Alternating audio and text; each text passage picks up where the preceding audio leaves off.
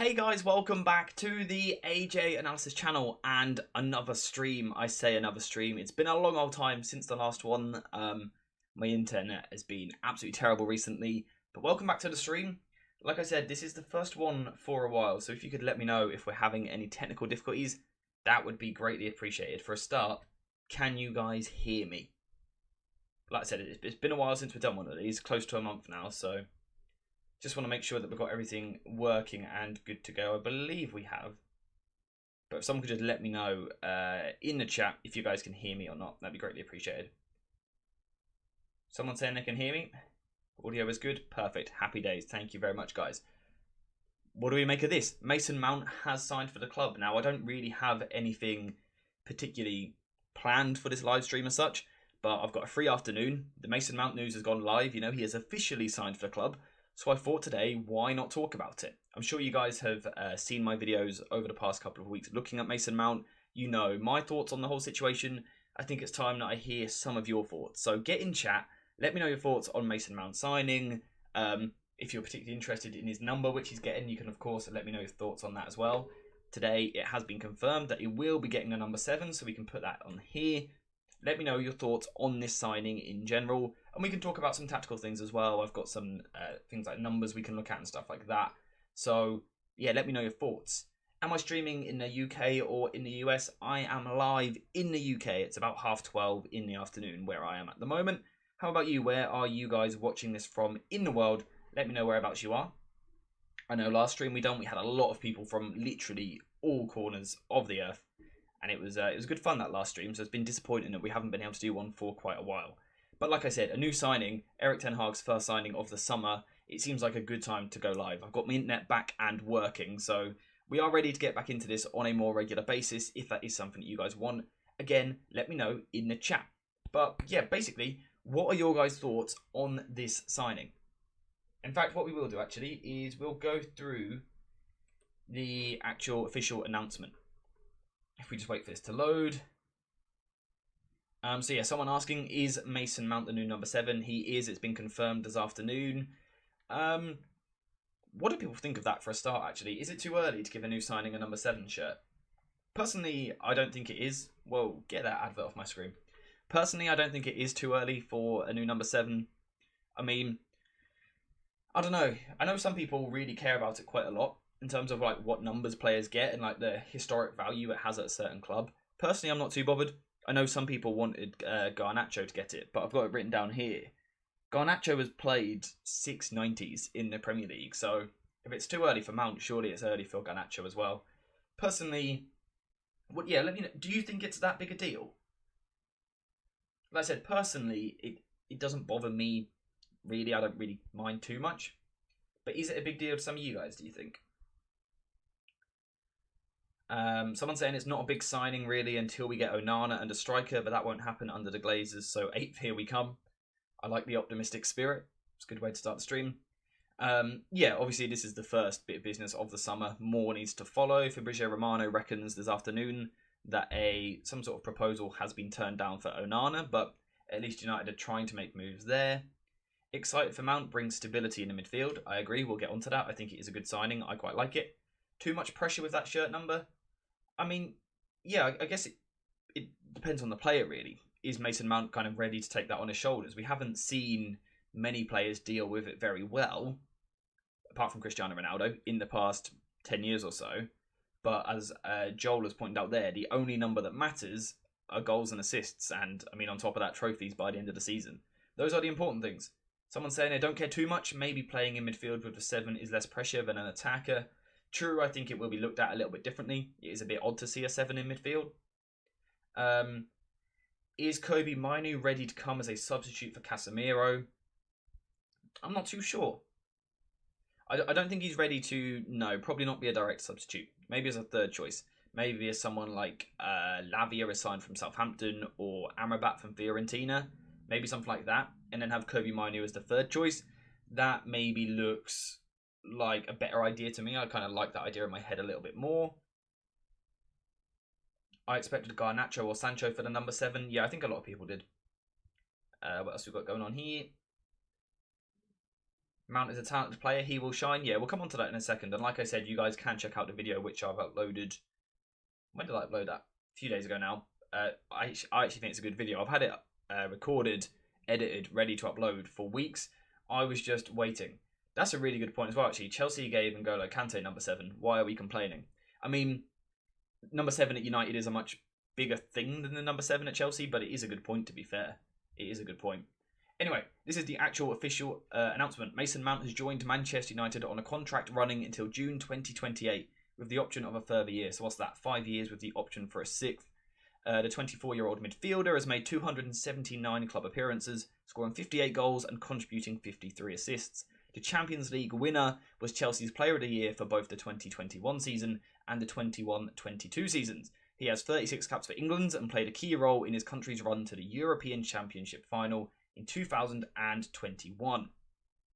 In terms of what Mount has said, it's never easy leaving the club where you grew up, of course Chelsea, but Manchester United will provide an exciting new challenge for the next phase of my career. Having competed against them, I know just how strong a squad it is that I'm joining, and I can't wait to be part of this group's drive to win major tournaments. And this is where I think Ten Hag has had kind of a big impact on Mason Mount signing. We know that Arsenal wanted him. We know that Liverpool wanted him, and there was also talks that Manchester City wanted him early in the summer as well. I think what Mason Mount really needs right now in his career is to be wanted. So this has probably been a big thing for him, the transfer speculation this summer, because he was used to being, you know, that guy at Chelsea, the star man, in terms of since he's made his debut for Chelsea, the most appearances out of everyone, the most goals out of everyone, the most assists out of everyone, most chances created. And then last season, kind of not really spoken about. Didn't really get much of a chance in the team, had some injury problems, but he didn't feel loved. And I think that's been a big part of why he is joining Manchester United and why he was looking for a move in the first place. What else did he have to say? Everyone can see that the club has made big steps forward under Erik ten Hag. Having met with the manager and discussed his plans, I couldn't be more excited for the seasons ahead, and I'm ready for the hard work expected here. I am hugely ambitious. I know how amazing it feels to win major trophies and what it takes to do it. I will be giving everything to experience that again at Manchester United. And that will actually be quite important in this deal, because what has been spoken about today is that in terms of the extra £5 million in add-ons that United would potentially owe Chelsea, only occurs if United win the, quote, biggest trophies more than once, is what is included in a deal. So United will only be paying that extra £5 million if they can win the Premier League, if they can win the Champions League, and if Mount hugely contributes to that, is also stated in the contract. So if that happens, I don't think United fans will mind the club paying the extra £5 million. Do we care about what John Murto and that said? Anything else particularly interesting? No, that's it in terms of what Mason Mount said.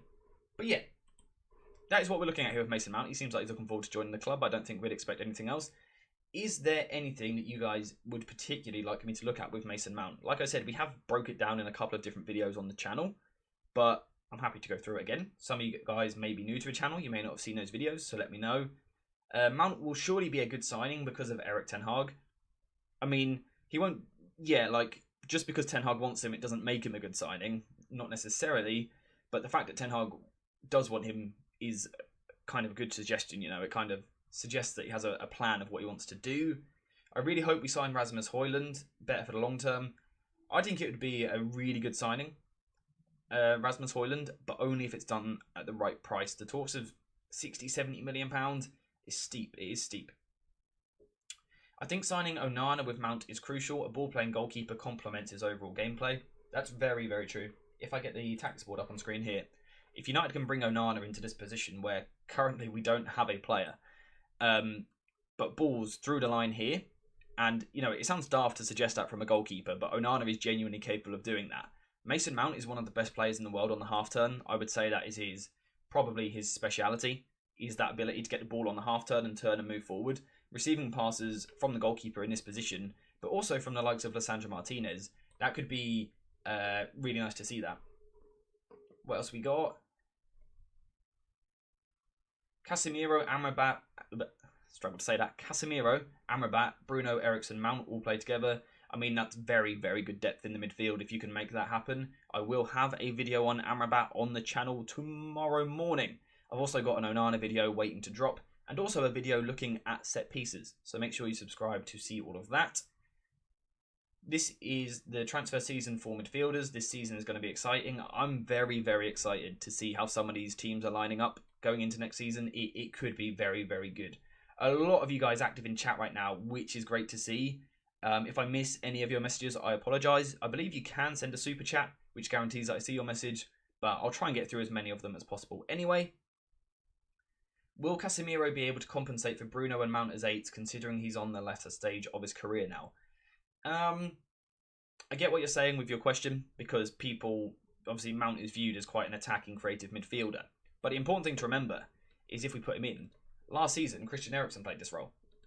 And in terms of from a defensive point of view, Eriksen does work hard. Sorry, just trying to type left-handed. Eriksen does work hard, but he doesn't cover the ground anywhere near as well as what Mount does. Mason Mount is night and day compared to Eriksen from a defensive point of view.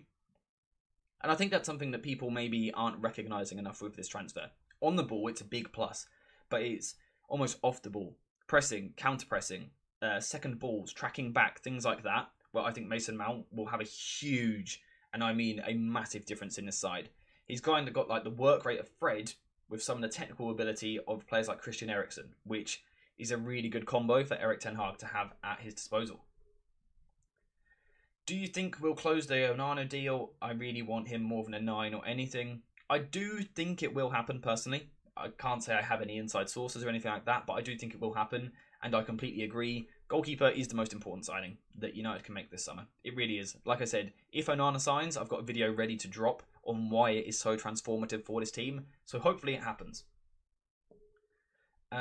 Realistically, how many signings will we do this window? Again, I don't have any inside information, but I would guess probably 4 players. Do I think that this signing means Bruno Fernandes plays deeper alongside Casemiro? He played really well as that deeper, high-volume midfielder a few times last season.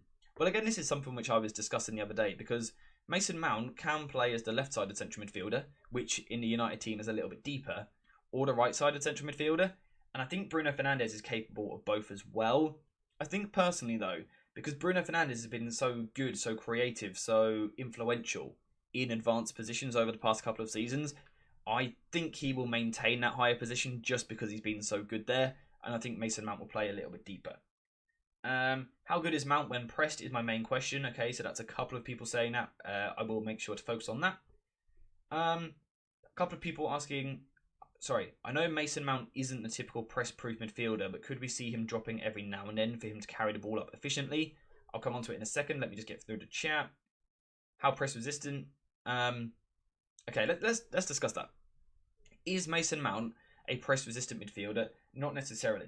But if we go through his FBref report from the past couple of seasons, let's see if I can get this loaded up for you guys.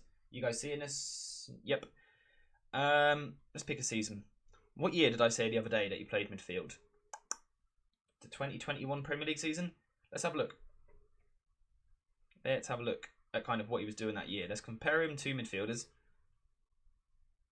Got a nice little chart of him there. Let's kind of find, is he doing things which suggest press resistance? Now, what kind of points to that in the stats is things like take-ons completed, take-on percentage, missed controls, things like that. Now, it is difficult to assess the press resistance of a player using just purely numbers because the stats don't really quite reflect it. But let's just have a look if this does go anywhere to suggesting it. Take-ons attempted, 73rd percentile. Successful take-ons, the 67th percentile. He kind of ranked well for ball carrying, not so well for missed controls. The thing we've got to remember as well, though, is that he has played in a few different positions. At times he's been a winger, where he's been more expected to be more of an attacking player and kind of take more risks on the ball, lose the ball a bit more. Let's take a look at this season as well, see what the numbers are saying. I'm new to these numbers. I haven't looked at these particular ones. So again, the take-ons aren't that high. The missed controls aren't that great. So the stats don't scream out press resistance.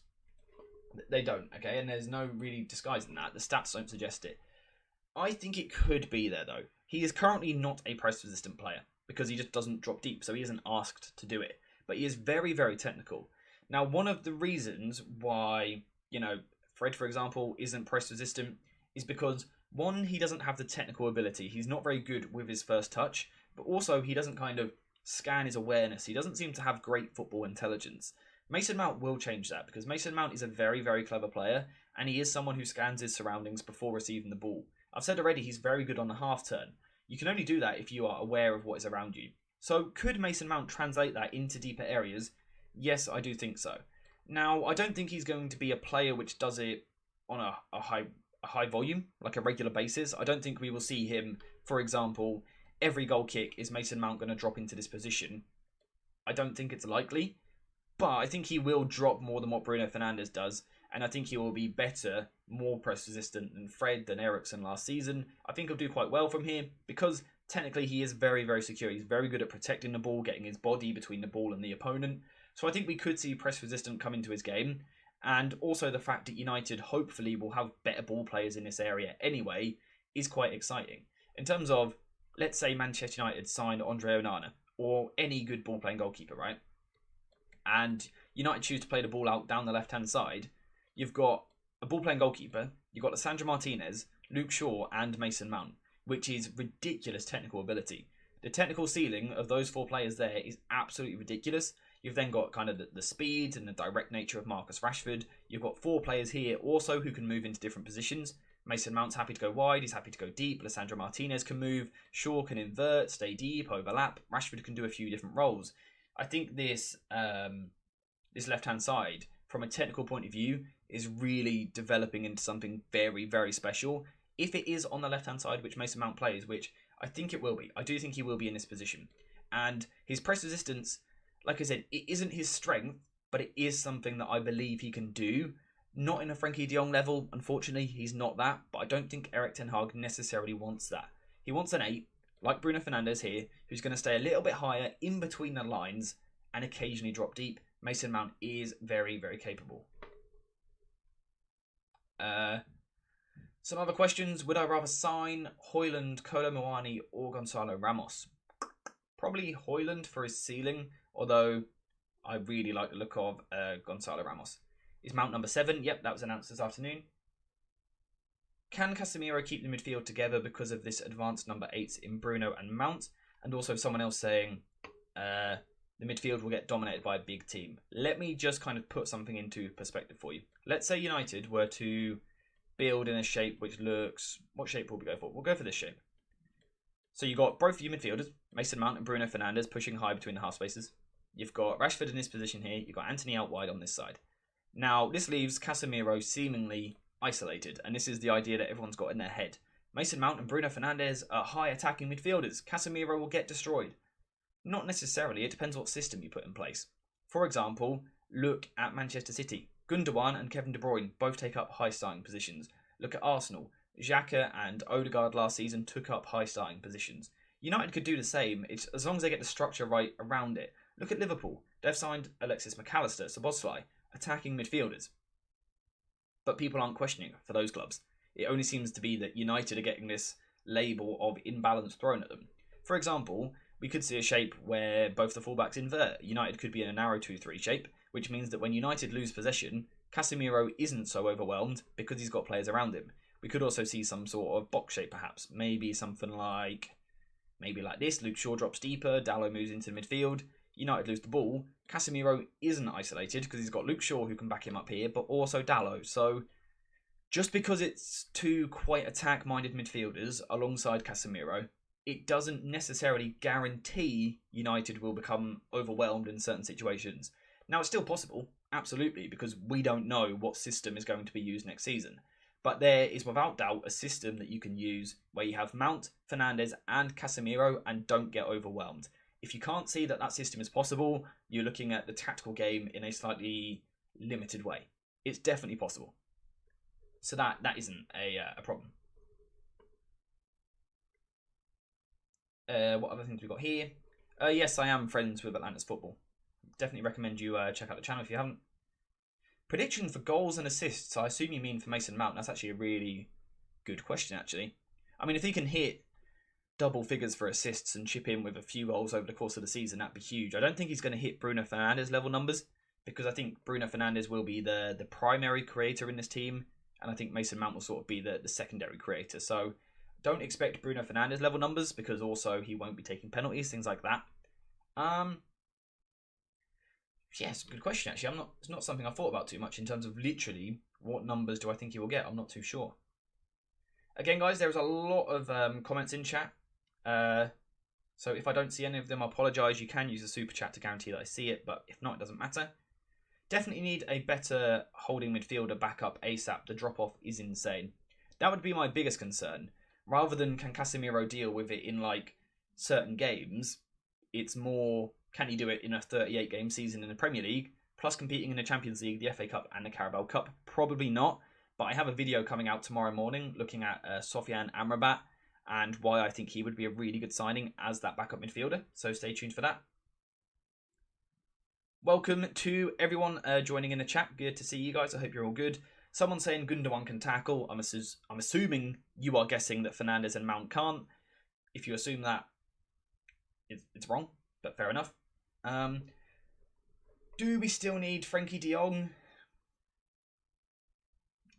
Yes, but I don't think Erik ten Hag is planning for that anymore, and I think it's unrealistic.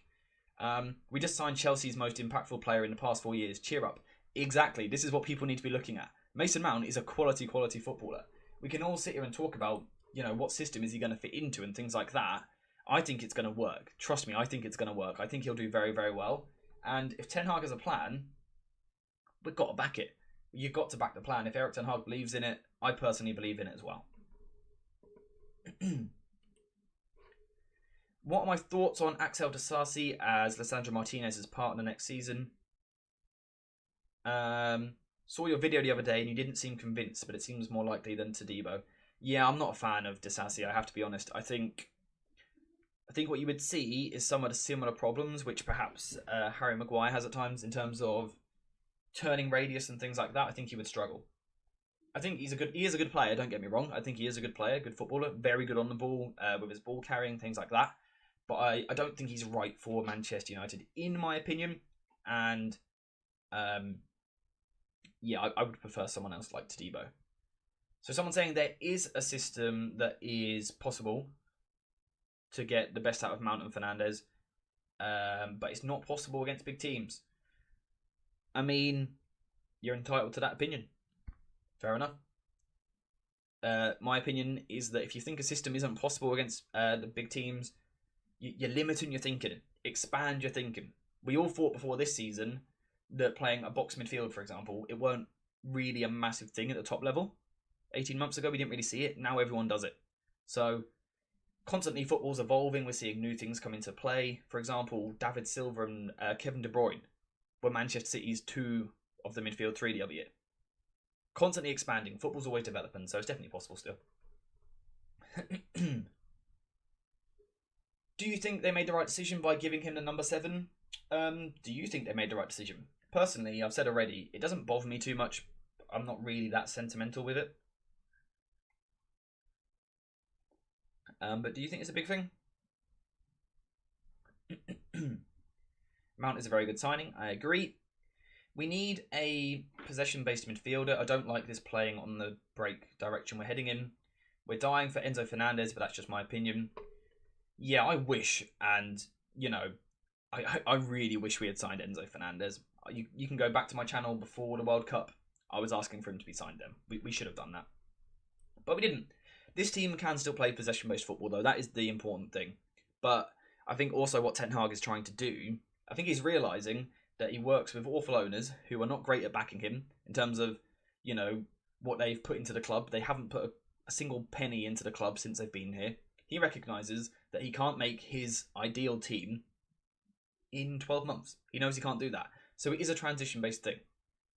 So, it is a process. Manchester City, under Pep Guardiola in the first season, they didn't instantly hit the ground running with that play style. Also, who is to say what the right play style is? I think Erik ten Hag, I think what he's going for is kind of that mixture between the possession-based side of Manchester City, but also at times that high energy, high transitioning, high counter press, which we saw from Liverpool, kind of their prime years under Klopp. I think we're seeing something a little bit kind of in between the two. I do think we will see that. I could see Bruno playing deeper because of his signing. Bruno's ball retention was great. He played deeper, but it didn't come at the expense of his creativity or getting into goal-scoring positions. Yeah, it could definitely work either way around. And I think chances are what we will see, particularly when United, say, pick a team, play Luton, and United have a lot of the ball and are dominant, I think we'll see it interchanging. You know, Bruno Fernandes will pop up on the left-hand side a bit deeper, Mount will be higher on the right, and then they'll be swapping. Hopefully we see that. I am happy about the signing of Mount, but the shirt number will mean people will judge him at a level he isn't at. Quite possible. I think people are going to judge him quite harshly as well because he cost a lot of money and Chelsea fans are crying about it. So I think all United players are judged quite harshly when they first sign for the club. How will they play out with Onana? What structure do you think will be used? That is the question from Harry. Harry, it's a brilliant question. I have a big answer for it, but I'm not going to cover it in today's stream. I want to talk about Mount. But if you aren't already, subscribe to a channel with notifications on, because if we see an Onana bid accepted, that video is straight out, and it's going to be how Onana changes this whole team on the ball. Just one goalkeeper changes the whole thing, so be here for that.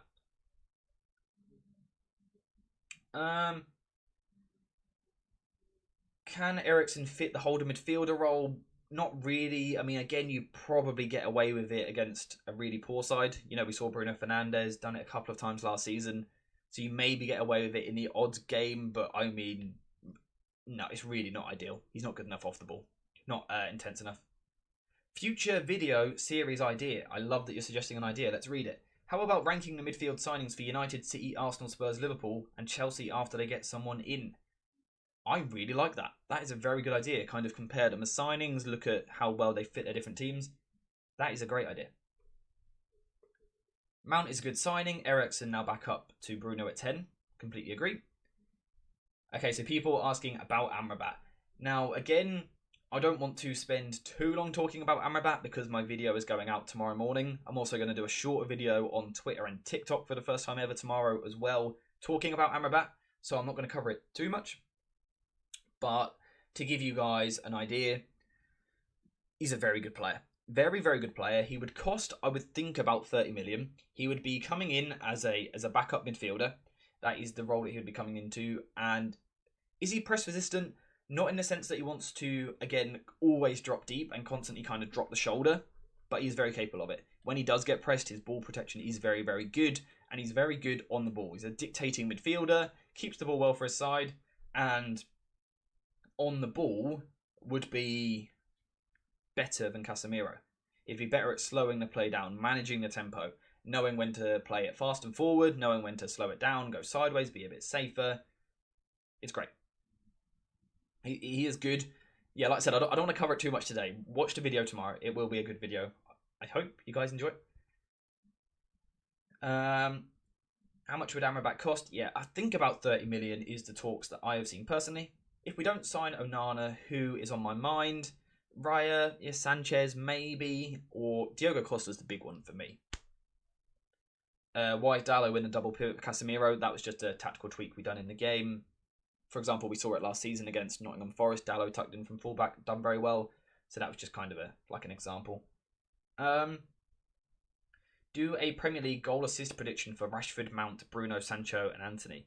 Maybe that's something we could do in the next live stream. Maybe if I do one at the weekend, potentially we could discuss it there. I agree we're trying to be this hybrid football team who does both, but I don't think we can become proficient at it because it's too contrasting style of football. Yeah, I really get what you're saying. Yeah, I see what you mean. If you're trying to be possession-based and counter-attacking, you're probably not going to hit the height of the best counter-attacking team ever or the best possession team ever because you're trying to do a bit of both. So, yeah, maybe this United team under Ten Hag doesn't become as good on the ball as what the current City team is. Maybe it doesn't. But maybe it becomes a bit more threatening in the fact that it's got, like, multiple ways in which it can attack on the counter-attack. We've seen City doing it themselves. Pep Guardiola, you can see in the past 12 months, has changed his identity of that team. There are more counter-attacks in that team. They're a bit more direct at times with Hojlund, also a bit more physical. So even he has changed his team to a slightly more Klopp-esque Liverpool side. They're a bit more intense. They're a bit better on the press. So yeah, it is still possible. It is still possible. Joel's saying he just loves how Amrabat progresses the ball, passes my eye test. Although I think he may get more yellow cards than Casemiro. Yeah, he's very, very progressive with the ball. One thing I'll say, because I didn't actually cover it in my video, is, yeah, his, what's the word for it? Discipline. A little bit questionable at times. He probably would pick up his fair share of bookings. Him and Casemiro are racing for that suspension title. According to Sky Sports, we have made a bid for Onana. I believe we've seen a bid rejected. Let me just check Twitter real quick. I believe Fabrizio Romano said that we bid 39 plus 5 and it was rejected, I believe we saw. Do you think Ten Hag changed his initial plans? That's why he went after Mount and not Frenkie de Jong. I do. I think the plan before was a press-resistant midfielder who drops in deep into these areas and the play-out is like that. I think what we've seen since then is a turn more towards Erik Ten Hag's last Ajax side, which is more focused on playing the ball up from the back using your goalkeeper and these deeper players.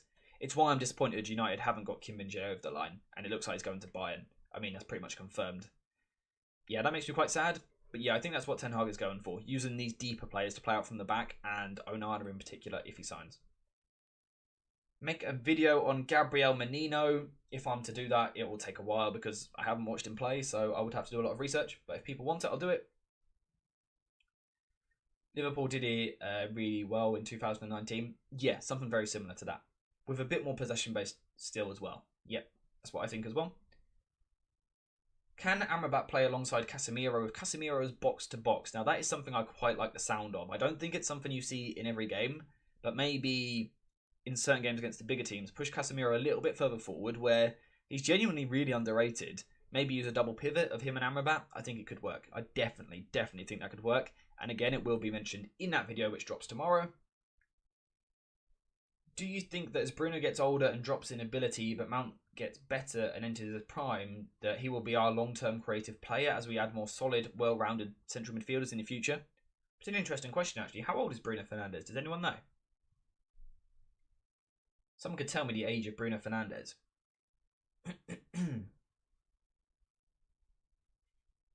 Does anyone know how old he is? Someone saying 29. Is Bruno Fernandes 29? Wow. He's a lot older than I thought he was. Possibly. Maybe in 4 years' time, Bruno Fernandes is eased out of the team, Mount becomes this player, then we see a new midfielder there. Quite possibly that could be in the long-term planning for the club, absolutely. Okay, 28, 29 is what people are saying. Thank you very much. Stay hydrated. Very important. How good is Mount in the half spaces? Quality. Absolute quality. His final ball, his creativity is very good. Like I said, since he made his Chelsea debut, no Chelsea player has created more big chances than Mason Mount. He's underrated in this department. Now, I have said in the past, and I'm happy to admit it, I've said it to friends and like family, talking about him for England especially, I don't think he is quite of the creative level at the very, very top. You know, if we're talking our Bruno Fernandes's, our Kevin De Bruyne's, players like that, I don't think he is that level. But, importantly, I don't think he needs to be it in this team. Because, as I've said already, Bruno Fernandes is the main creator, the primary creator. Mason Mount is the secondary creator. That's why I think this really, really suits him.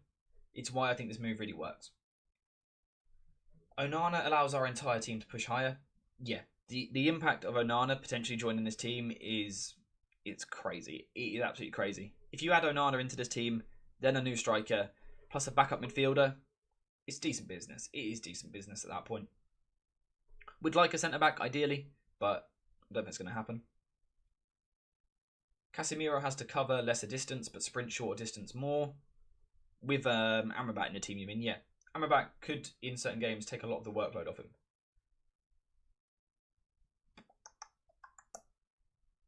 If a player is a defensive or attacking midfielder, the next biggest challenge is turning into an all-rounding midfielder to become a top midfielder in the Prem. Yeah, and I think that's what we're seeing, actually, in the trend of the past couple of seasons of the Premier League. Not many teams use a 10 anymore. We used to see that 10, that high attacking midfielder. We don't really see it anymore. What we've developed into and kind of evolved into in England and English football in the Premier League is these very, very hard-working creative eights. Kevin De Bruyne. He's not a 10. He plays in the 8. He's a high 8. Odegaard, a high 8. Bruno Fernandes, a high 8. They're all incredibly hard-working. Mason Mount ticks that box. That is kind of that player we're seeing develop in the Premier League, and I'm a big fan of it. It'll probably change again in a few years, but everybody has forgotten how good Eriksen was before his injury. If Eriksen can find a return to his previous form, he is better than Mount, but it will be exciting to see Ten Hag's plans for Mount. yeah, people have kind of forgot how good Eriksen was early last season. The problem is, from a defensive point of view, he just doesn't have the intensity to kind of counter press and things like that. So I think he'll really find it difficult to displace Mount from this team. But as a rotation player, sometimes coming in for him and, impact from the bench, but also playing Champions League games, things like that, coming in and out of the team, getting a lot more rest will really, really suit him massively.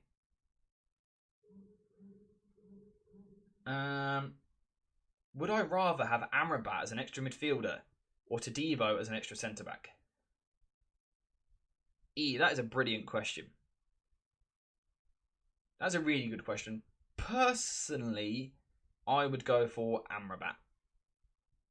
Because I think, or some sort of midfielder, maybe a Lavia, someone like that. I would go for that over a centre-back. For example, if Rafael Varane gets injured, you can push Lindelof in there. And I think that works. If Casemiro gets injured, I don't think there is anyone that you can bring in. I really don't. Is McTominay even going to be at the club still? We just don't know. So I'd probably go for the midfielder. Could Shaw or Dalot cover in a DM area?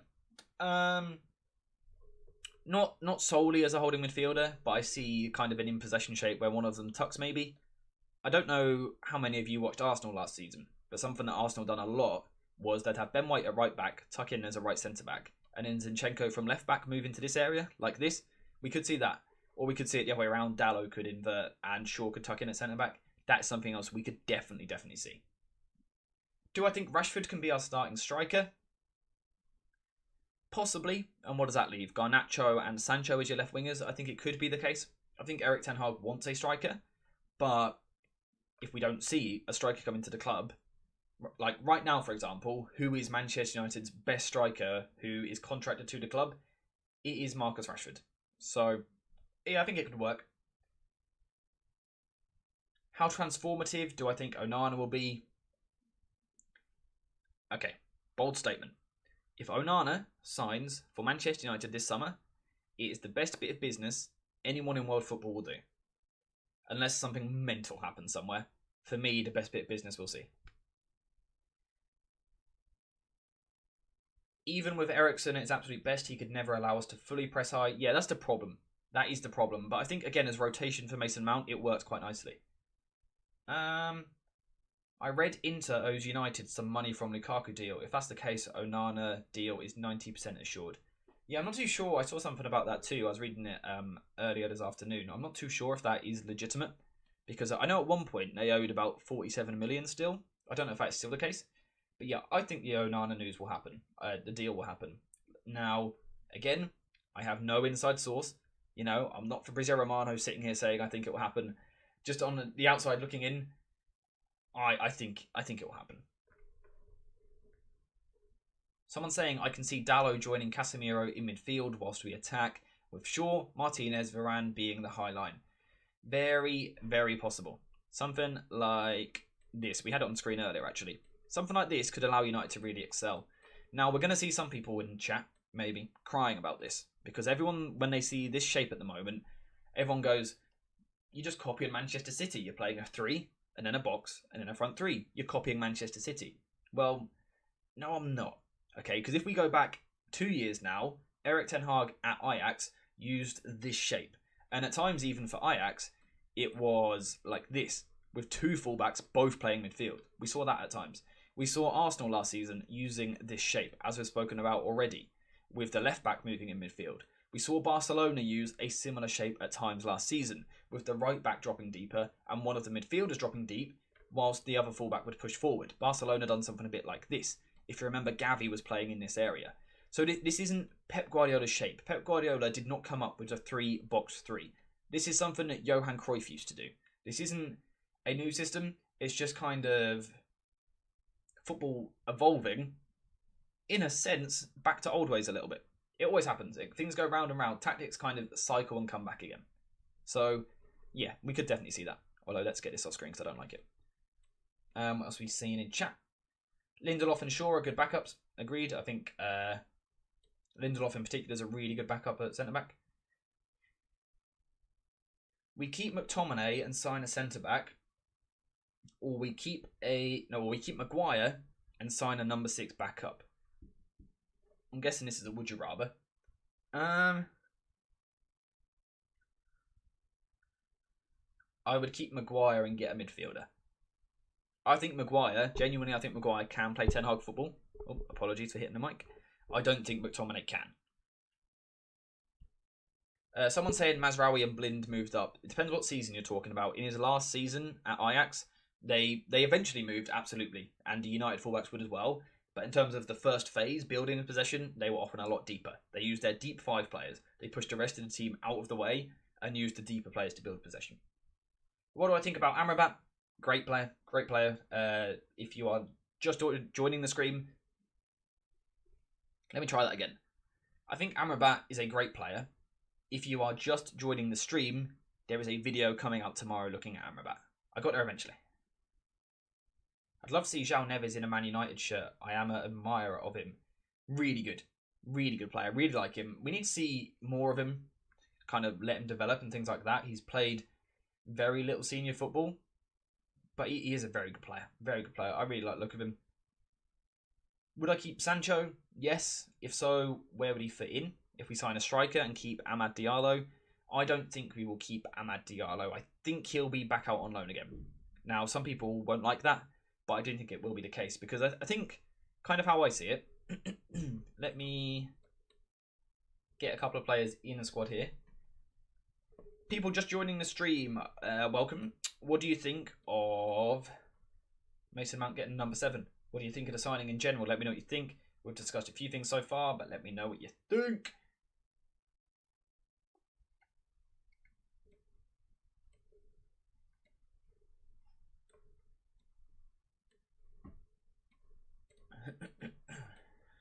I think we will see. Hang on. What have I done? I've put a player somewhere and I can't find them. Here they are. Let me just type this out. I think the kind of attacking system in terms of the wingers and the strikers next season might look like this. So Rashford and Garnacho will be the choices on the left-hand side. Anthony and Sancho will be the choices on the right-hand side. Martial, the backup striker, because United seem terrible at selling players. So at the moment, I would guess he stays, or maybe Mason Greenwood as well. Just don't know. I think that would be the kind of setup, which means probably Amad Diallo is loaned out. And maybe Palestri as well. Lissandro Martinez and Timber reunited as Arsenal agrees Timber deal. I'm very jealous of that deal. Very jealous, but he's a great player. And it'll be good to see him in the Premier League. Do I think Ten Hag will still use Bruno on the right against the big teams after Mount's arrival? Do you mean on the right side of like a midfield 3, or do you literally mean on the right wing? Just clarify, and then we'll come back to that.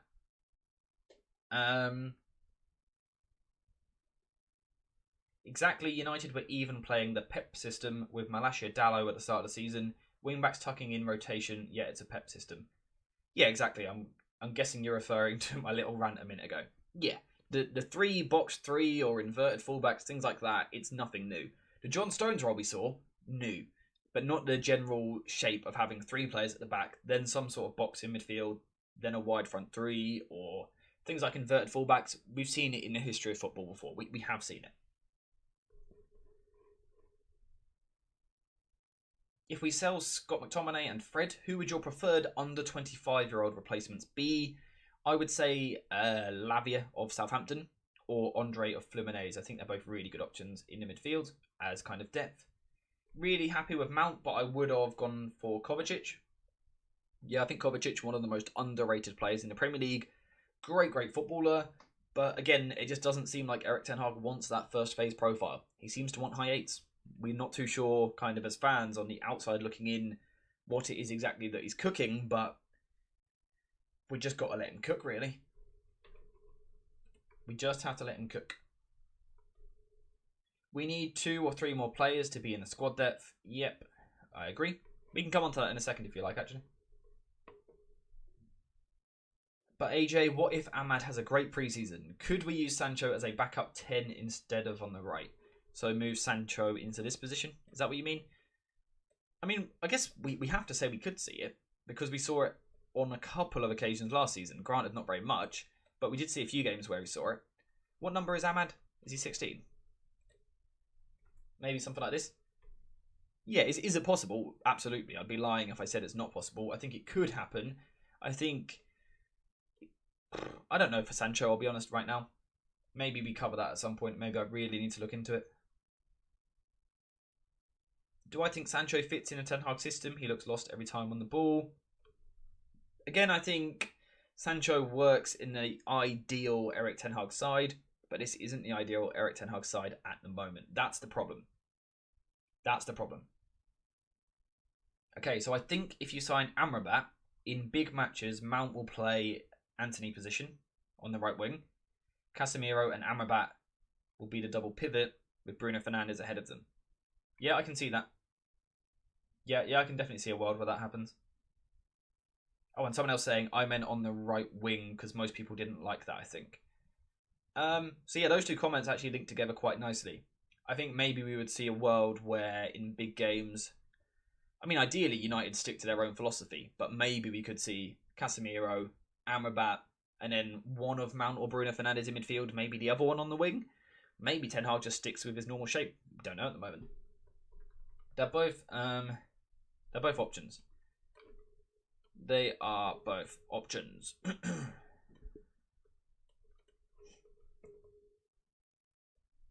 Should we finish this off? Should we try and do a little kind of squad building thing here? What do you make of this squad so far? If we do that. Looks alright like that, doesn't it? I think Chelsea fans are fuming. Yeah, Chelsea fans are being a bit like all football fans, although they're being a little bit fickle. Last season they were kind of chasing him out of the club. He deleted his social media because he was getting abused so much. And then he leaves and he's betrayed them. Doesn't make sense in my head. Football fans for you. Football fans. I dare say you guys would be the same if Rashford went to Chelsea, to be fair.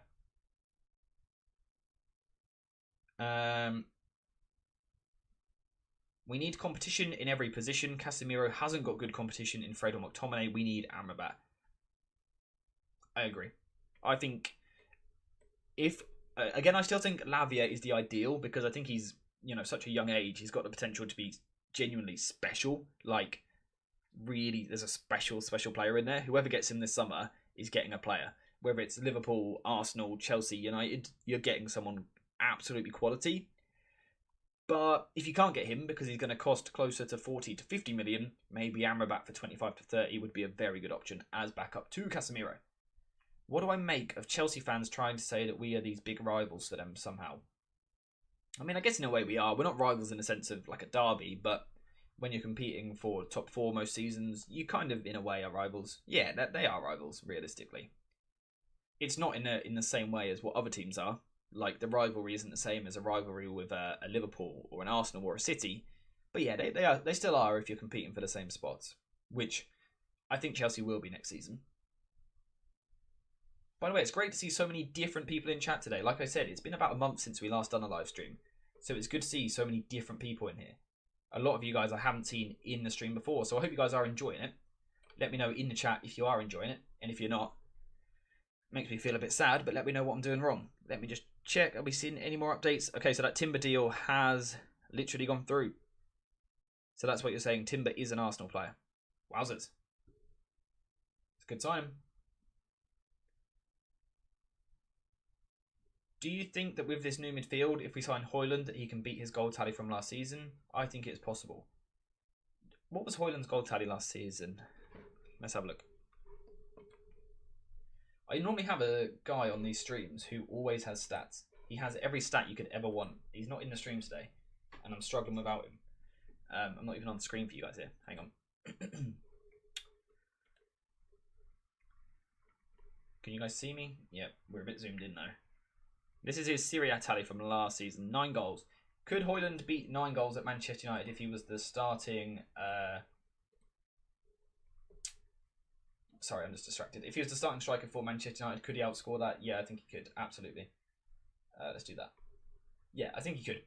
Because I think he's a really good young striker in there. I really think he's a great striker.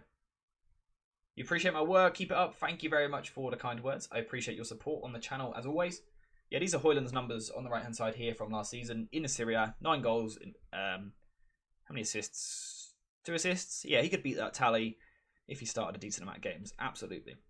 I mean, we saw in the the Euros qualifiers so far, how well he's doing.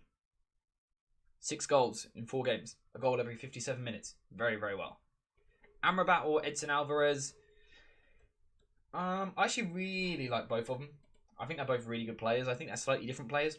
I think Amrabat is a bit better on the ball. Personally, Amrabat would be my choice. But Edson Alvarez does offer you an option at centre-back as well.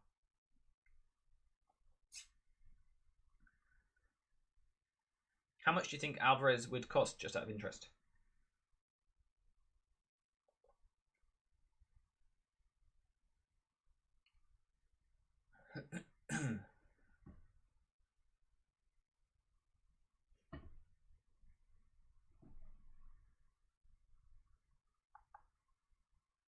Sorry, I'm just reading through some of these. I don't know why I went silent there. Alvarez would cost 25 to 30. I think that's around what Amrabat would cost. Someone's saying that they don't want Amrabat to come to United as a rotation player because he's good enough to start at other top clubs. And that is something I should clarify. I think United should sign Amrabat. I don't necessarily think Amrabat should join United. You know, I think it's in United's best interests. Is it in Amrabat's? Maybe not. You guys think Alvarez will cost more, 35 to 40? Fair enough then. If that's the case, I would definitely go for Amrabat. But yeah, I think Amrabat, he could go into that Barcelona team and be the Busquets replacement. He could go into the Bayern team and play alongside Kimmich to give them more balance. He's got options on the table, I am sure of it. Someone's saying, yes, please, do more lives. I have the bell on and will watch as much as possible. Thank you very much. I will try and make sure to go as live, as regular as often. As regular as often? Did that make sense? Not really. As often as possible. That's what I'm trying to say. Vlahovic / Ivan Toney on loan plus Hojlund would be good. Ivan Toney has missed a big opportunity to get a big move this summer. The type of football which teams are trying to play is so suited to Ivan Toney. I thought he's missed a big chance. Amrabat, best value for money, and he will want to win after a close run into a trophy. Yeah, I think he's a real leader in the team as well. Great job, AJ. Very informative and knowledgeable. Not a ranter like some other people. Thank you very much. I'm glad you enjoy the content. As always, I really genuinely do appreciate everyone's support, especially on these live streams, because if no one turns up, if you guys don't talk in chat, we don't have a stream because I've got no one to talk to. So you guys really make these streams. Deadshot saying Greenwood as backup to a number 9. Possibly, I don't know the situation there. He certainly could, though. Yeah, quality-wise, he could be the backup striker next season. I could see it. Atom saying, I think you do a great job. You've got a good screen presence and seem great at tactics. Thank you very much. I have to be honest. Things like streaming and talking like this is not my typical thing. But we do our best. We do our best. I really want a better quality mic, though, and a camera. So again, if anyone does do any super chats, best believe the money is going to improving the setup. So if you do want to do one of them, be greatly appreciated. Your vids are great. Look forward to them every day. Thank you very much. I am aiming for 30 videos a month at the moment, which is a stretch. But we've also, you know, maybe a stream every week as well. It's a lot of content, plus maybe on Twitter, videos on there and TikTok. But it's great fun. I love it. Yeah, someone's saying about Greenwood. I'm going to avoid the topic, obviously, because it's such a controversial one. Basically, my view on it is that if he becomes a footballer again for Manchester United, I will, of course, cover that from a tactical point of view. But I'm not going any further than that, if you know what I mean. I don't want to speculate about whether he should or shouldn't play for the club, things like that. All I'll say is, you know, if he plays for United, I'll analyse him like I would any other footballer. Keep up the good work, AJ. Thank you very much. AJ for the next United chief scout. Let's make it happen. I appreciate that, Joel, but it seems unlikely. Maybe one day. We have a super chat from David Arthur with the £1.99 camera and Mike Dono. Thank you so much for the super chat. It's greatly appreciated. Everyone get in the chat and give some love for David Arthur. Thank you very much for the donation. I swear once we get enough donations from the past streams as well, it will all go towards a new mic and camera. Out of interest, what would you guys rather see me upgrade? The mic first or the camera? What do you think needs more of an upgrade? But yeah, massive shout out to David. Thank you very much for the donation. Someone saying they would do a super chat but can't. Don't worry if you can't. If you can't, it's not a problem. Any donations are appreciated, but you know, no one should feel that they have to. It's completely your choice. It's all good. David, you are a legend. Very, very true. Very, very true. An absolute legend of the channel, David Arthur. Thank you very much for the donation. If we could sell Wan-Bissaka for 30 to 35 million and get Mazraoui for the same amount, what do you think of that move? If it's possible, I would do it in a heartbeat because I think it would be an unbelievable bit of business. I don't know how new some of you guys are to the channel, but about 15 months ago now, 16 months ago, I was just constantly going on to everyone, to like friends, family, but also on the channel about get Mazraoui. I think he's one of the best right backs in the world. I was gutted when he moved elsewhere, and especially as he hasn't had much game time. But yeah, that would be unreal business, but I don't think it will happen. I think Mount will be a step up from Mount in the midfield, especially defensively. That is the big point, in my opinion, is what he does off the ball and his energy and things like that. I think if United go long, especially with a better ball-playing goalkeeper, I think the likes of Mount, Casemiro, Fernandes, and maybe a more physical striker like Hojlund, for example, kind of buzzing around that first and second ball, that could be huge. David Arthur saying, big up AJ and everyone in chat. Big up you. Thank you very much. I do really appreciate it. If I could sell Dalot for 50 to 70 million to get Reece James or Hakimi, would I? Again, yeah, I would, but I just don't. It seems unlikely. Do I agree that Onana changes the way United attack and defend, and also the way opponents attack and defend? Yeah. I said it earlier. I don't know if you were here at the time. If United get Onana, it is one of the best bits of business of the summer. No matter what the price is, teams will struggle to top it in terms of how impactful it will be. It will be huge. It will be huge. Like when this video, if United sign him or get a bid accepted, and that video comes out, it's a big video in terms of it's so important to what United could do moving forward. It would be massive. He's a really good right back, and I heard there was talk about him going to Juve. You talking about Mazraoui still? I love him. He's a really good player. Really, very, very good. Technically, his ability to kind of play in different positions on a football pitch is bonkers. He's very good. Do I think Glazers will stay eventually? Oh, I hope not. I think we're all at breaking point with the Glazers and the whole ownership situation. It's been dragging on for ever and ever and ever. It just doesn't seem to stop. The sooner it's just dealt with and some sort of conclusion has come to, the better, basically. I see us creating more chances with Onana, so maybe even an unproven striker could have ample chances. Yeah, and I think that's why it's important to build the team from the back and move forward. It's why I think a goalkeeper and a midfielder is more important this summer than a striker. Your striker's kind of your final piece, so yeah.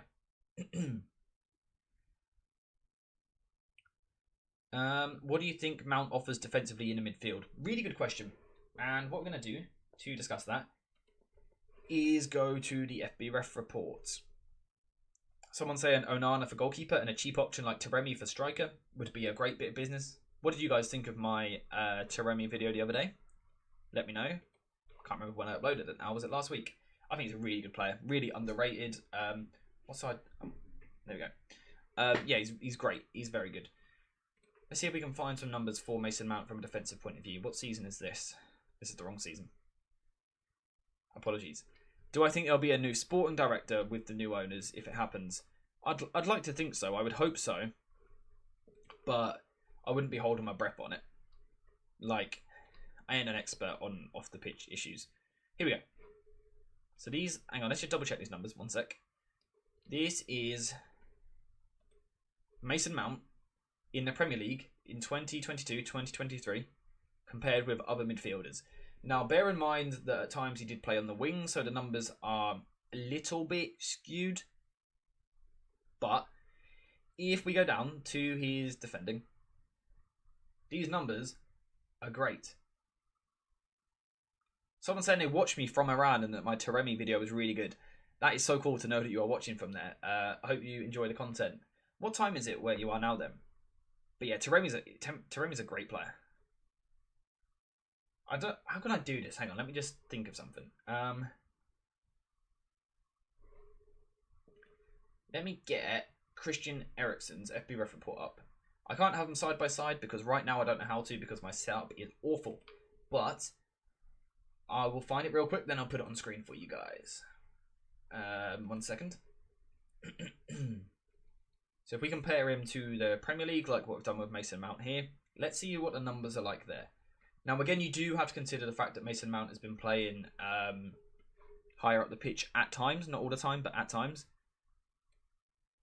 Let me just check. Am I still good on your guys' side? Can you still see me? Yep. 4 PM in Iran right now. Okay, it's 1:30 here, so not too far out. It's a couple of hours. Hope you are enjoying the stream, though.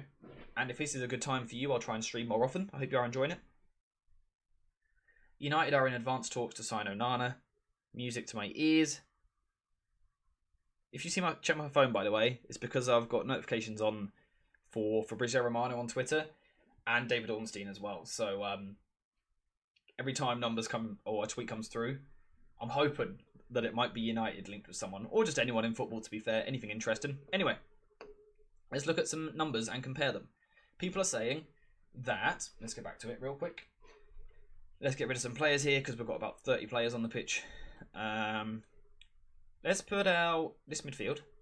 People are saying that this midfield of Casemiro, Bruno Fernandes and Eriksen isn't good enough from a defensive point of view and that Casemiro will be overran. However, last season, people were looking at this midfield and early in the season going, well, yeah, that's quite balanced. Does a bit of everything. Why has it changed? This is an attack-minded midfielder. However, Mason Mount is an upgrade on Christian Eriksen. Because this team did get overrun, to be fair. People thought that it wouldn't, it did. Eriksen doesn't have the intensity. He's not very good in his duels. In terms of percentages, he doesn't win them. He doesn't cover ground at a quick rate. He works hard, he's not lazy, but he just doesn't have the mobility anymore. Unfortunately, time is catching up with him as a footballer. He can't cover the pitch quite as quick. However, Mason Mount really addresses that, and this is a big thing. United last season were awful on the second ball. We had De Gea in goal last season, and, you know, we knew that he couldn't play the ball out from the back. He couldn't play the ball short, wasn't very good at it. So often, he was forced to pump the ball long. United struggled to win the first ball because their course, for some reason, was awful in the air. The ball would always bounce into midfield, and United couldn't win the ball back. Because Bruno Fernandes, Eriksen, and Casemiro, Bruno Fernandes is the only one there which can really counter-press, right? Out of interest, to be fair, to make this a fully fair report, we will get Bruno Fernandes' FBref report as well. So just bear with me 1 second while I grab that real quick. Remember, drink. I'm getting a sore throat. Have a drink, lads.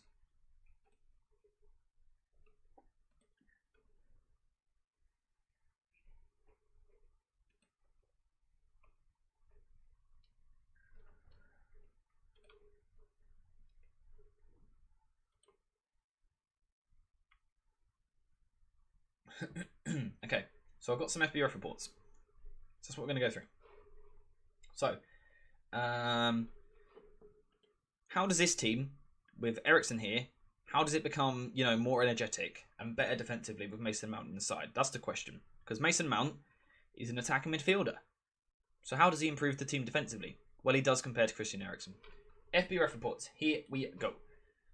Christian Eriksen's FBref report last season. Defensively. Defensive numbers are awful. Tackles, the 3rd percentile. Tackles 1, the 10th. I mean, 13th, 2nd, 44th, 7th, 15th, 12th, 25th, 13th, 11th, 4th, 33rd, 20th. Someone said it there. After his injury, it was like a traffic cone. It's hard to argue with it. And that's, again, he does work hard. He's not lazy. He just doesn't cover the ground very well. Compare that to Bruno Fernandes. Bosh. We've suddenly gone for tackles alone. We've gone from the 3rd percentile to the 72nd, the 75th, the 63rd, the 60th, the 89th, the 77th, the 75th. A much better defensive player. And I think everyone would agree with that. However, again, the problem still is that in terms of in this team, it was still only Bruno Fernandes which could do it. Casemiro's a little bit deeper. You got Bruno Fernandes, as we saw in those numbers, going and pressing the ball, but Eriksen physically just couldn't do it. He couldn't cover the ground. We saw it there in the numbers.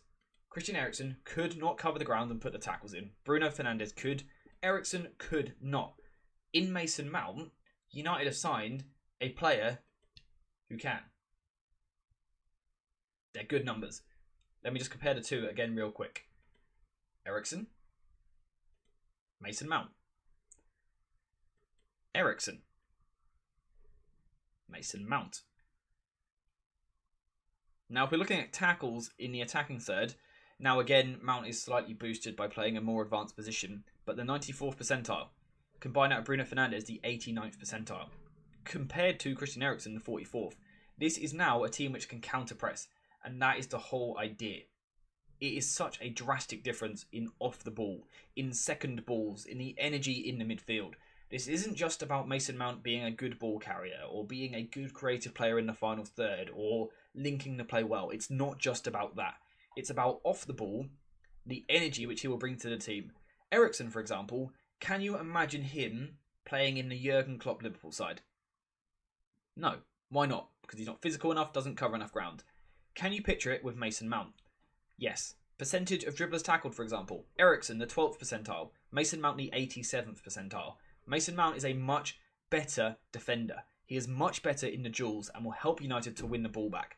Mason Mount could play in a Liverpool, Jurgen Klopp, gegenpressing side. Christian Eriksen couldn't. And that is why, in my opinion, Erik ten Hag has signed him. I think it's one of the main factors. I genuinely do. I think it is because of what Mount will offer out of possession. What do you guys think? What do you think, having kind of like see that difference? Because it's probably a bigger difference than what some people were expecting. I think everyone knows that Mount is better defensively. But did you know he was like that much better defensively? Because it is a big old difference. It really is. By the way, 1,300 people have watched this stream so far. That is mental. Thank you guys so much for the support. Some of you guys have been in here literally since the stream started. So a massive thank you to you. But a massive thank you to anyone which has been in the stream at any point. I really do appreciate you. And again to David Arthur for the super chat. Really appreciate it. Is there any way back for Donny van de Beek? Well, let's quickly go back to building our depth in the team. It doesn't look like it is the problem. I just think it's too late for him. I would let him go this summer, personally. I would let him go.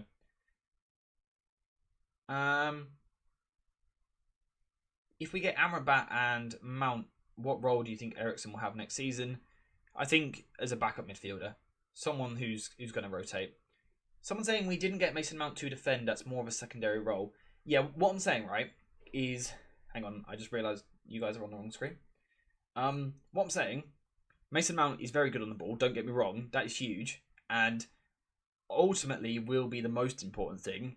But I think one of the underrated sides of the deal, which people aren't taking into consideration, is the defensive side. Because that, for me, is where there's a bigger disparity between him and Eriksen. Because he's unreal defensively. Could there be games where Eriksen and Mount could play simultaneously? Yeah, absolutely. You know, Bruno Fernandes, despite what we kind of believe, he is human. And he does need a rest every now and then. So, take him out, put Eriksen in the 10 or or Mason Mount in the 10, Jadon Sancho. Yeah, that could happen. I think this team looks a bit more set up to rotate. Oh, Alex with an excellent point.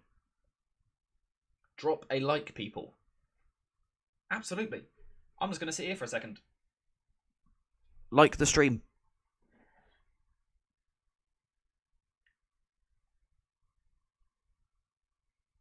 To be fair, there is quite a lot of likes already, actually. I will give that to you guys. The support's been brilliant. I saw a few of you instantly there just press like. Thank you very much. Yeah, if you could like any video you watch and things like that, it really does help the channel in terms of kind of how it then gets broadcast out to other people. So it would be greatly appreciated. But your support on the channel in general is brilliant. But yes, shout out you, Alex. Instantly got some likes. So genius. How much funds do we have left, supposedly, without selling players? What was it? 120 million budget. How much has been spent on Mount? 55. So what does that leave? 75? No, 65. 65. Without sales. So United need to sell some players. You can get Onana, then you need to sell players if you want anyone else. If you want a Hojlund, if you want a Harry Kane, if you want a Lavia, an Amrabat, whoever, United do need to sell some players.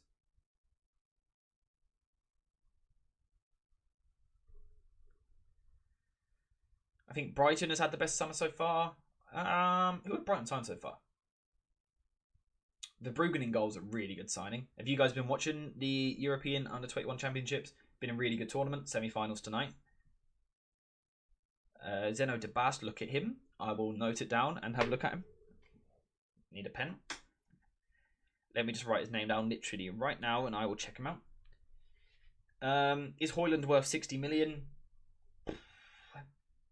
The thing is, probably, in the long term in his career, he probably is. But is he ability-wise right now? No. But you're kind of paying for potential as well. Get it down another 10, closer to 50 million pounds, not euros. I would quite like it. I think that would be good business at that point. Sorry, what was that name I was writing down? It's there somewhere. There you go. So Brighton have got Milner, De Hood, Verbruggen, and Kudus is on the way. It's interesting business. It is going to be interesting to see kind of how they do things. But Brighton are always good, so they'll do something smart. How much more signings do you expect realistically? Well, if we're saying... I've lost my trail of thought here. What was I trying to say here? Let's say only Mason Mount signed so far, which is the case. I think 3 more signings. Personally, the way I see it is a goalkeeper, a striker, a backup midfielder is what I think will happen. And someone saying, would I be happy with... Where's it gone? I've lost a comment. Someone deleted it. I think it said Hojlund, Onana and Mount. Would I be happy with that? I would be happy with it as a base, but it does need an extra midfielder as well.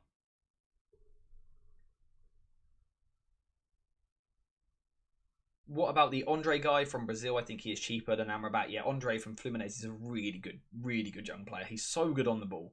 And yeah, he would be a little bit cheaper than Amrabat, probably by 8 to 10 million pounds. He's really good. I don't think that move is going to happen though. Codename has just joined the stream, by the way. Hi AJ, sorry for late joining. No worries at all, mate. Welcome back to the stream. I am sorry it's been so long since we've streamed. Codename is someone who is always in the streams, so make sure you say hi to AJ. Welcome into the chat. He is always in these streams, always super supportive. I don't understand why they want to sell Fred and keep McTominay. Fred is quality with rotation, and selling him is a loss anyway. Let him free. McTominay is pure profit from the academy. I think some of it is the whole homegrown quota, which McTominay does help towards.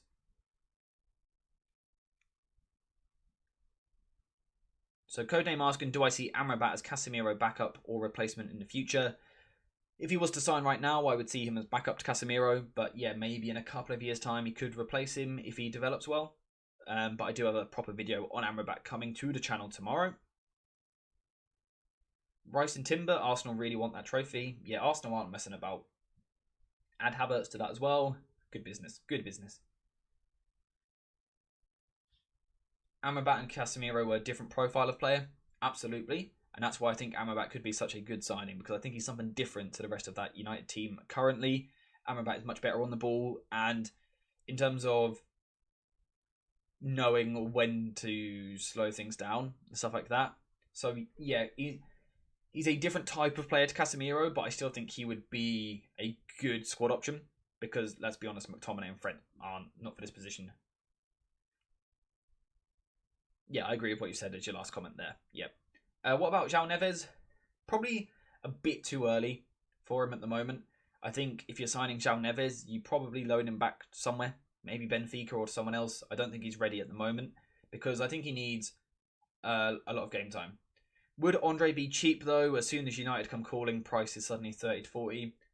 Yeah, very, very good point. The talks in January though were that he could join Fulham for 18 million, I believe it was. Now, you know, if that's still the case, it's good business. But like you said, the price does tend to go up when United get involved.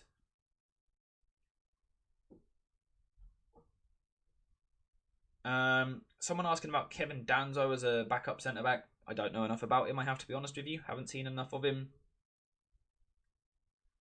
Mount is a much better version of Eriksen, much higher level, even better in dead ball scenarios. The boy can whip in across. Yeah, I think Mount's set pieces as well is probably something which is being a little bit underlooked at the moment. Very, very, very good. Very good set piece delivery. As long as the setup is right.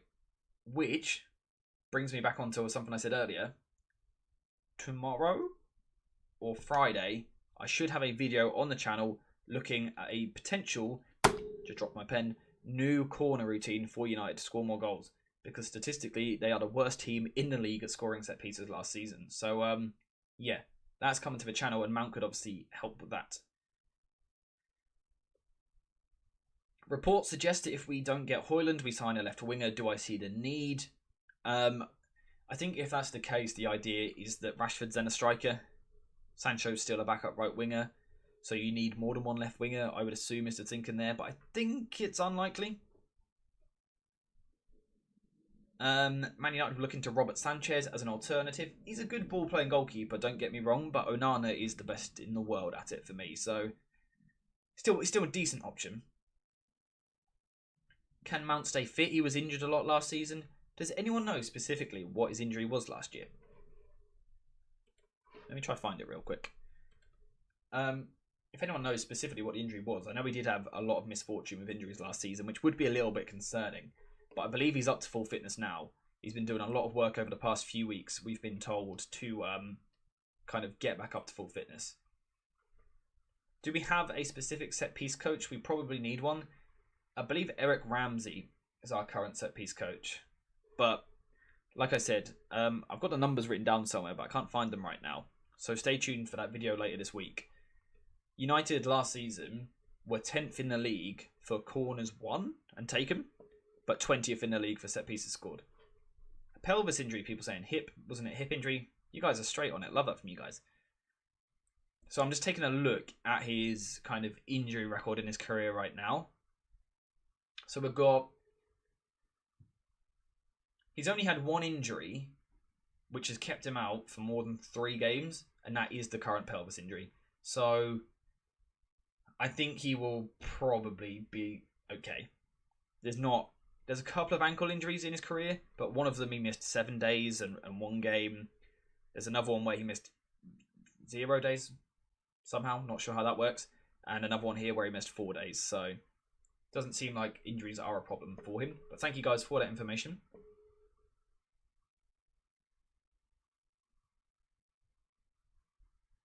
Yeah, exactly. Mount there has played the most minutes for Chelsea since he joined in 2000, or since he broke into the team. So yeah, I think he's very good. I think he will be fine. Availability, unless he gets unlucky with an injury, which could happen to any player in the world, I don't think there is an injury concern around Mason Mount as long as he's over that hip injury and back up to full fitness, which we just have to trust the fact that he's, passed medicals, things like that. United should be in the know on that.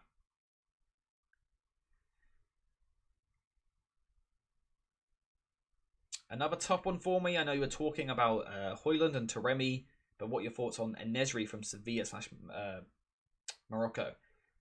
I don't know enough about him, I have to be honest with you. Of course, I've seen him play a few times, but I've never been specifically watching him. So I don't want to lie to you and tell you something which I don't really know about. So yeah, sorry, I can't really answer your question on that one. He's not someone I've really looked into. So he had so this is on Mount. He had a pelvic injury. This is what Steve in chat is saying. Also heard he sat out a few weeks before the end of the season as he knew he was leaving.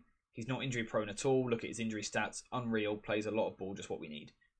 So yeah, I kind of covered it afterwards. But yeah, you're spot on. It's interesting about kind of not playing those last few weeks of the season. We all know that Chelsea was a bit of a mess. And the fact that Mason Mount has joined United shows what is wrong with Chelsea. He's been their best player for 4 seasons. He's an academy graduate. It is wrong. Hi, welcome to the stream, Steph Dean. Hope you enjoy the stream. I'm not too sure how much longer we will be streaming, but enjoy it while you're here. Someone's saying if the window would be Mount, Onana, Hojlund and Amrabat, I would be more than happy. And I think I would agree. I think I would agree. Ideally, Lavia over Amrabat, just for a bit more versatility and youth. But yeah, I couldn't complain with that window.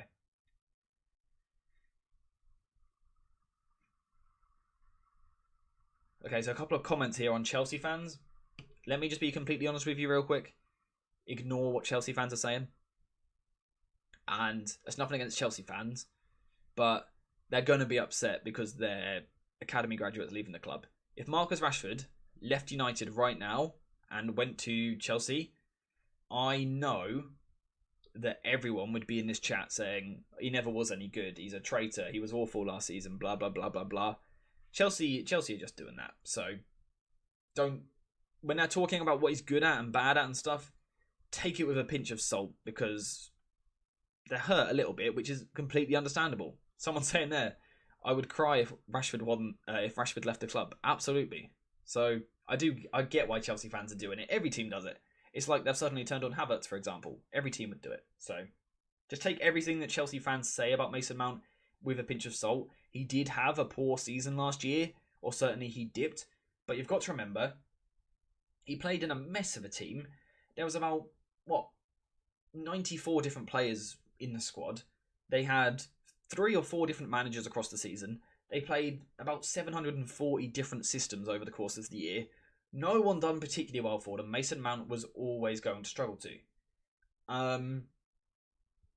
It's no different to Rashford the other year. Rashford had a bad season, but then look at him in a good system. So Marcus Rashford had some really good years. He then has a bad season where he has injury problems, several different managers, and a lot of changes of system. He then goes into a settled team under Erik ten Hag and performs incredibly well. Could Mount do the same? Maybe. Someone's saying when my channel eventually blows up and I need mods, I'm happy to help. Thank you very much. I will keep your name in mind for the future. Thank you very much. Hopefully it's not long before the channel blows up. We'll get there one day. If we swapped Rashford for Mbappe, would I still cry? Truthfully, a little bit. Because I love Rashford. I do love Rashford. You are upgrading by getting Mbappe, but the sentimental value would still hurt. Sport Gang saying Hojlund or Gift Orban. I haven't seen enough of Gift Orban. I've barely seen him at all. So I would say Hojlund, but simply because I've watched more of him. In terms of young strikers on the market, Evan Ferguson is the one which really takes my fancy, but we're just not seeing talks on that. Will United go for Frankie de Jong again, though? Probably. They're probably going. John Murtough's probably going to go live in Barcelona for another few months just to not get the deal over the line. Spot on. If Rashford left, we would be in bits. Comps galore with his fails and misses. Name of the game. Exactly. It happens with every team. Like right now, pick a player. If Grealish right now signed for Manchester United from Man City, City fans would all call him terrible, despite calling him good for the past couple of seasons. It always happens. It's how football works. Fans give each other a bit of stick, a bit of banter, whatever. Just when you're seeing Chelsea fans saying he's bad at this, he's bad at that, take it with a pinch of salt. You guys saw in my video a few days ago, when was it? Was it the weekend? I believe it was. You guys saw in that video that, yeah, he's good. He can be what Ten Hag wants him to be if things are done right. And if the system is built right and the structure is built right, of course. But I think it's possible. I think it's very, very possible. I mean, look at Dean Henderson. Right now, we all hate him and he hasn't even left yet. Yeah, I mean, football fans, like, in general, football fans are fickle people with short memories and, club people. And they will defend anyone who's to do with the club and kind of be against anyone that says anything bad about the club. So football fans are odd people. Did I know that Amrabat played under Ten Hag in 2015 at Utrecht? I didn't know exactly what year it was in 2015, but yes, I did know that he played under him, and it's probably some of the reason for the interest. I don't know what position he played, though. Was he a holding midfielder there, or was he used as an 8? That'd be interesting to find out. You don't want anyone from Liverpool and City? Yeah, that's not the point I'm trying to get across. The point is, when a player leaves one club to the other, the new club is always going to say he's good. The old club's going to say he's overrated. That last comment there is perfect. This is a brilliant signing for us. He is leaving Chelsea. It's like Rashford leaving for us. So I totally understand Chelsea fan frustration. I completely agree. He's been one of their best players for the past 4 years. Completely agree. Jonathan Ball saying, I always suggest your scout reports to fellow United fans. They're top notch. Thank you so much for all the kind words. I try and cover pretty much every player that gets linked. I really do try and cover as many of them as possible. So I really do appreciate that. Would you be able to make a video/series describing the transfer process for players? I'm just trying to understand why it's so hard to get in Mount, in brackets finally, Onana, Rasmus and Amrabat. I would if I understood it myself. Like, I don't get the transfer market. Liverpool, for example, obviously it's different with Szoboszlai because there's a release clause in there. But Liverpool just rock up and get that signing done so quick compared to how long it takes United to get a signing. So I understand your frustration because I'm in the same boat. But yeah, I don't know why some of them take so long. The thing you have got to remember is, say if United, right now, we're looking at, can we get Onana? The De Gea thing still isn't sorted, apparently. How does that work? His contract has run out, but apparently that isn't sorted yet. We don't know what's happening with Dean Henderson, for example. So there are other things you've got to sort out before you can sign a player. And like, say with Mason Mount, maybe the club are trying to figure out the future of certain players. It's always harder kind of negotiating with a rival as well. So I understand the complications, but yeah, it is difficult for United to get business done, but it is difficult for every football club. I think with United, though, the problem is we hear about United being linked with a player back in January, for example, whereas Liverpool, you hear it a bit later, so it always feels like United take longer, even though actually the amount of work put behind a transfer is probably the same. Would I rather Dalot inverts with Casemiro or Shaw? Thank you so much for asking that question. Let's get back to the tactical screen. That is a brilliant question, genuinely a brilliant question, because I don't know the answer. And I'll tell you why I don't know the answer. It's because of this, right? Let's say that, for a start, that is the system Ten Hag wants to use. I'm not saying Ten Hag will use this system, but let's assume for this scenario he would. What are the benefits of both? Well, the benefit of tucking Shaw into midfield is that you get Lisandro Martinez a little bit wider, which means you can kind of use his ball playing ability more. You can use his ability to progress the ball. Very, very good. It also means you get Dalot on the right-hand side, who's a very good ball progressor. So it works quite nicely. However, Shaw in the middle isn't quite as good. It's not ideal. He's okay there, but we didn't see him actually inverting into this position on a regular basis last season. Certainly compared to the other fullbacks, Dalot and Malacia done it much more than what Shaw did. So maybe Ten Hag doesn't trust him there. And there are benefits to changing it about, because Dalot is much better in these central areas, in my opinion. I think Dalot's better here. However, the problem with this is you've then got Rafael Varane here, who isn't quite as good at progressing the ball. You've got Lisandro Martinez, who now is in the middle rather than to the side. I prefer him to the side. You've got Shaw, who's very good there. So, genuinely, right now, I don't know. I don't know. I think, in terms of what suits the back three more, it suits the back three more to have Luke Shaw in the middle. But I think what suits the middle more is probably to have Dalot. So, again, it will rotate though, right? The system won't be fixed. At spells of games, Shaw would come inside. At other times, Dalot would come inside. So it could certainly change.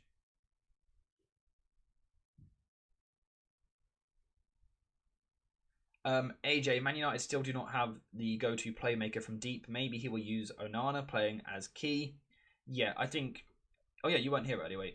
I've got an Onana video coming really in depth. The second we see a bid accepted. He is so good on the ball that he will completely transform this team. And I think he is a lot of the reason why United maybe don't need a deeper midfielder. So, yeah, I agree. that Onana will be used in that way. The video hopefully comes out soon. Someone saying we need a backup number 6, to be fair. Completely agree. What are my thoughts on Amrabat? Very good video out tomorrow morning, so keep your eyes peeled for that video. Licha beside Casemiro could help him build up. That's a really sport gang with the shout here. What do you guys think of this in possession? Casemiro here. And then Lisandro Martinez plays a John Stones-esque role. Now, this is a Pep Guardiola strategy, to be fair. Stepping here. And then you have Shaw and Dalot either side of Rafael Varane. What would people think of that?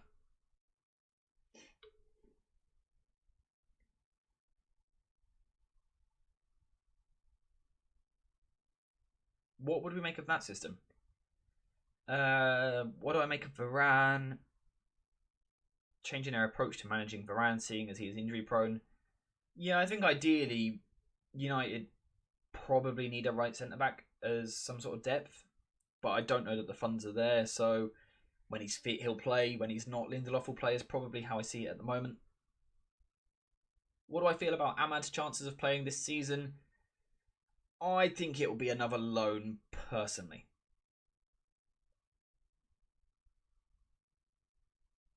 Do I think we can win the Premier League before Pep and Klopp leaves? I do think it could work. I do think United could do it, sorry. Before them. It's going to be difficult because Guardiola's got some sort of absolute machine going on there. So it would be difficult. But I think it's possible. I do think it's possible.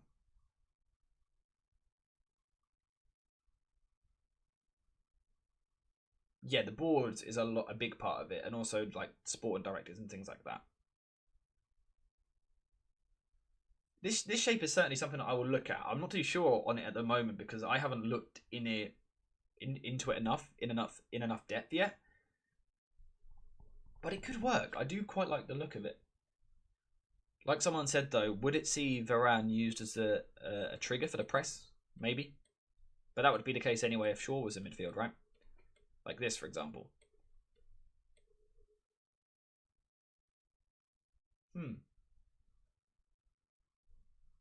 Interesting to think about.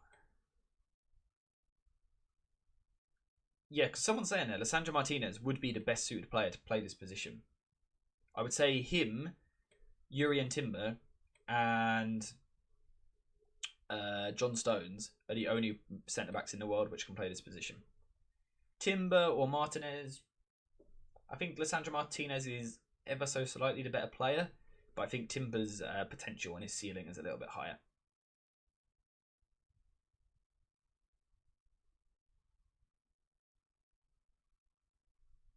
Someone saying, I think Shaw and Dalot are good in covering space in negative transition. Which is good. Yep, I agree. It's a good point.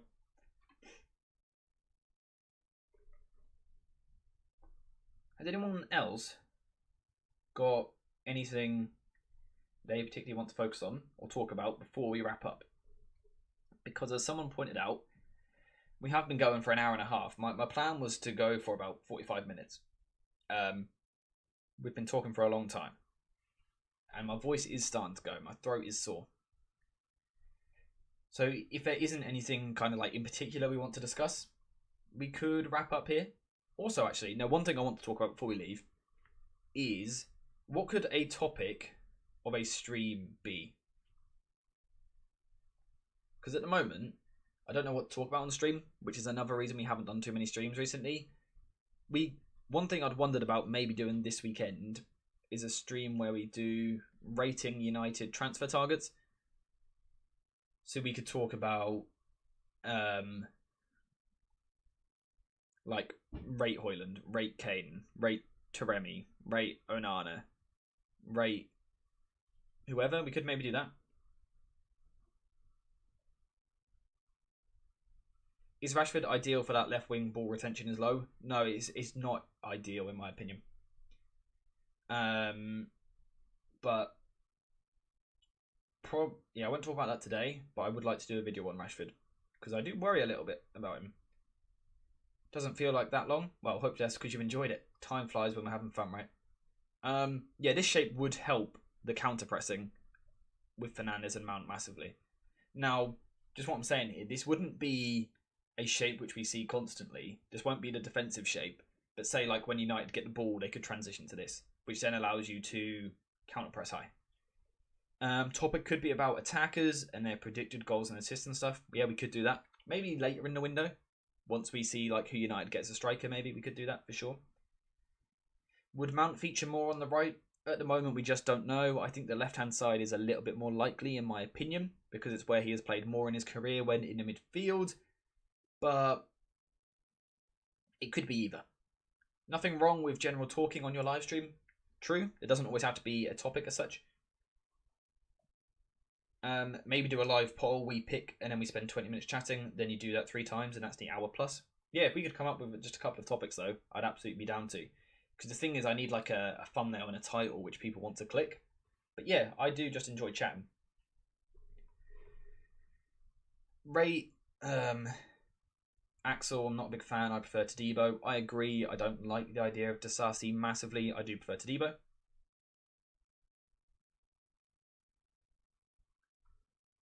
I would love that idea. We can look into tactical, stylistic, and player ability factors that will affect a team. So the rating. So you'd like to see a player rating? Yep. We can definitely like a words.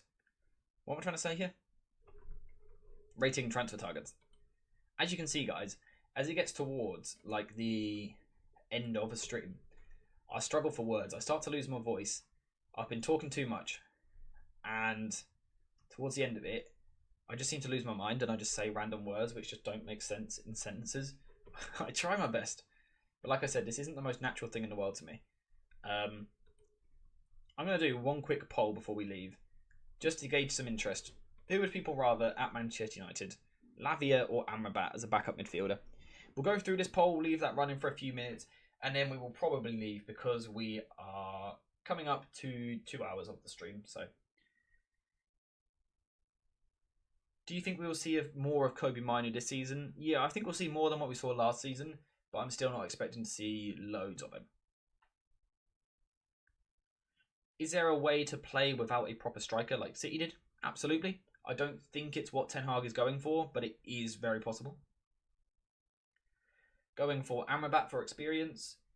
Yeah, a few people seem to be agreeing with that so far. Amrabat on 59% of the votes. Get your votes in if you do have an opinion. Let me know what it is. Amrabat got something special about him. So yeah, those of you that haven't been here the whole time, to clarify on a few things coming over the next few days. I already have a video on Amrabat that's been recorded. It's been edited and the thumbnail's been sorted for that. So that will be uploaded first thing in the morning. We then have a set piece video looking at how United can score more goals from set pieces. That has been recorded. It's been edited. It's got a thumbnail, so it's ready to go. And we've also got an Andre Onana video, which is going to drop the second he signs for the club, or the second a bid is accepted. That's been recorded, edited, and it's got a thumbnail. So we've got 3 videos ready to go. Let me know some other videos you'd like to see. And also, let me know if you would like to see coverage of preseason games. I won't cover all of them, because I know I'm busy. Like, I've got a party during one of them. So, the Arsenal game, that one, for example, I can't cover. But let me know if you would like to see coverage of some of the preseason games. Maybe a live stream, a watch-along, maybe a post-match analysis video, post-match stream, anything like that. Let me know. Amrabat is winning the poll at the moment. Cover the young players. The United youngsters, do you mean? Or the young players like in preseason? Leon versus United, see Kakare, etc. Eyes emoji. Eyes emoji indeed. Has anyone seen Kakare at the European Under-21 Championships? Unreal player. When is the United versus Leon game? Because I do want to cover that one. Because I love Leon. They're my favourite team in France. Oh wait, I just realised you asked that. Hi Callum, how's life? Yeah, I think I will cover the Leon one though. Will you watch it with me though? Because I don't want to watch it alone. Set piece video will be mint. We're so bad, lol. Yeah, I quite enjoyed doing that video. And it was largely based on Brentford. It will be covering what Brentford do so well from their corners and how United can implement it.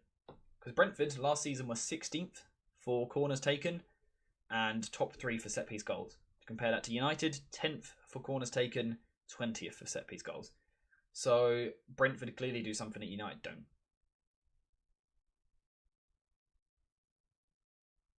Are there any upcoming Brazilian talent for the midfield coming up? I mean, Andre's the one that I'm really aware of.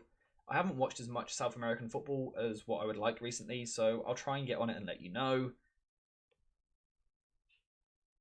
But yeah, my takes on Palestri, probably not much game time. I think he's set to sign a new contract, but I just don't think he'll play that much. Probably a loan. Does Lavia fill the homegrown quota? I'm not sure if he does right now, but I know that he could in the future. Who would I prefer for United, McAllister or Mount? Ooh.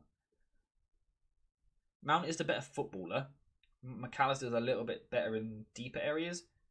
I would just about go Mount though, because I think he's got a higher ceiling as a player, and I think he can develop into what McAllister already does, and he's already better going forward. But unless anyone has anything else to say, we're going to end the poll there. Amrabat has won the poll, which is quite interesting. Video on Amrabat first thing in the morning. So subscribe to the channel and turn notifications on so you see that. Apart from that, I think we are wrapping up. AJ, would you take Paqueta? Giving West Ham losing Rice would be bad though. Yeah, I don't think it will happen because I don't think they'll let him go. But yes, Paqueta is such good. I love Paqueta. Maybe it doesn't work now, actually, to be fair, with Mason Mount signing, but Paqueta's a very good player. Again, I've watched a lot of Lyon the past few seasons. I watched that Guimaraes, Kakare, Paqueta midfield come through, and I miss it. I love all 3 of them. Great players. People saying we don't need Amrabat because he's a starter. That's what we need. World-class players competing for every position. Perfectly summed up. And the perfect way to end it. Wait, someone's saying the poll was the same percentage as on the United stand this morning. Quite interesting. Clearly the fan base is decided. I don't watch United stand in the slightest, so that's interesting to see what the fan base is saying over there. Someone said they heard Amrabat played better than Rice in the UEFA Conference League final. He did, but it's because West Ham were bad that game, so it wasn't purely on Rice or purely on Amrabat. But yes, Amrabat was the better player on the day. I think that's where we're wrapping up, though, because I'm struggling to talk. Did you hear that voice crack? I'm struggling to talk. So that's where we are going to wrap up. Thank you, guys, so much. Last question. Am I from Manchester? I'm not. We've had 1,800 different people on this stream today. Wowzers. Thank you, guys, so much for the support. Thank you for joining the stream. Hope you enjoy the videos which are coming this week. Like I said, just before we go, we've got an Onana video coming. We've got an Amrabat video coming. We've got a set piece video coming. We're going to talk about Barcelona soon. There's loads to talk about. So, as always, let me know video ideas somewhere on the channel. But apart from that, thank you guys for watching. I hope you have enjoyed it. And as always, I'll see you in the next one.